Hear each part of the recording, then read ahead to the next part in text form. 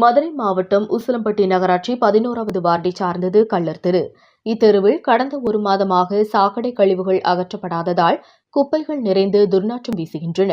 இதுகுறித்து நகராட்சி நிர்வாகத்திடம் பலமுறை மனு அளித்தும் பதில் இல்லை. இதனால் ஆவேசமடைந்த இப்பகுதி மக்கள் குப்பை மற்றும் சாக்கடை கழிவுகளை அகற்றக் கோரி மதுரை தேனி தேசிய நெடுஞ்சாலையில் கண்டன் தியேட்டர் அருகே திடீர் சாலை மறியலில் ஈடுபட்டதால் பரபரப்பு ஏற்பட்டது. சம்பவம் அறிந்த போலீசார் சாலை மறியலில் ஈடுபட்டவர்களிடம் பேச்சுவார்த்தையில் ஈடுபட்டனர். விரைவில் நடவடிக்கை எடுப்பதாக கூறி சாலை மறியலை கைவிடச் செய்தனர்.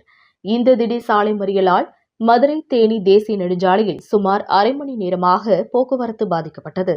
உசிலம்பட்டியிலிருந்து ரிப்போர்ட்டர் சங்கர்நாத்.